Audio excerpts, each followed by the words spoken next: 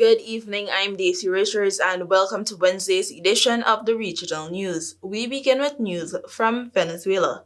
Venezuelan opposition leader Maria Corina Machado said on Tuesday that President Nicolas Maduro had, quote-unquote, entrenched himself with the nation's top military leaders in order to stay in power after last month's disputed election. The electoral authority, the CNE, which the opposition says is loyal to Maduro, declared that he had won re-election in the July 28 vote, while the opposition argues it was won by its candidate Edmundo Gonzalez. Though CNE has not released a detailed vote count and its website has been down since the early hours of July 29. The opposition has posted its ballot count online, which shows Gonzalez receiving double the number of votes as Maduro. Machado, speaking at a virtual press conference with media from Colombia, Ecuador, and Peru on Tuesday, called on Venezuelans at home and abroad to protest on Saturday to force Maduro to quote-unquote respect the election result. Venezuela's military has long supported Maduro in power since 2013, and there have been no public signs since the election that the leaders of the armed forces are breaking from the government. Machado is under criminal investigation for allegedly inciting police and military to civil disobedience after she published a letter calling for them to abandon Maduro. Security forces have also launched a crackdown on people they say were perpetrators of violent crimes during post-election protests. They have made more than 2,400 arrests, which advocacy groups say has left people fearful to take to the streets. A power-sharing scheme between the ruling party and the opposition is not on the table, she said at the weekend in the interview with El País. Western countries have generally condemned Maduro's actions as fraud, but are moving cautiously in their reaction, mindful of previous diplomatic failures. While in Haiti, at least 5 Haitian children have been killed or injured a week so far in 2024. Charity Save the Children said on Tuesday, urging the United Nations and security forces to do more to protect kids from crossfire and gang violence. Haiti in 2022 called for a security mission to help its under-resourced police fight violent crimes that have taken over most of the capital, bringing indiscriminate killings, gang rape, extortion, and recruiting minors into their ranks.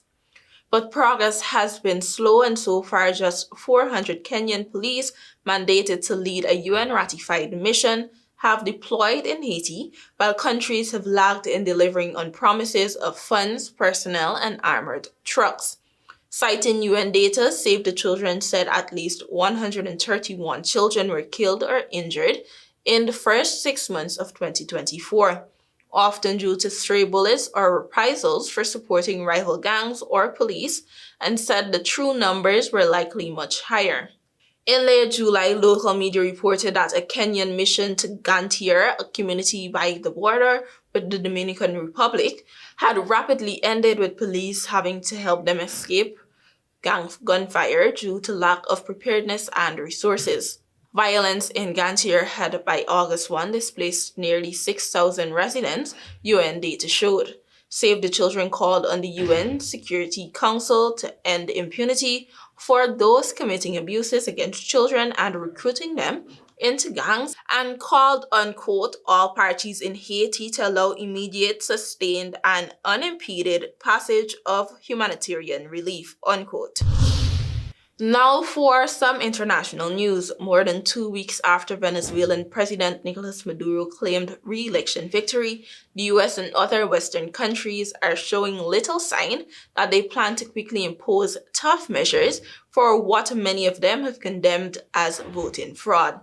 Most governments have demanded that Venezuela's National Electoral Council, CNE, release a full set of voting tally sheets after both Maduro and opposition candidate Edmundo Gonzalez declared they won.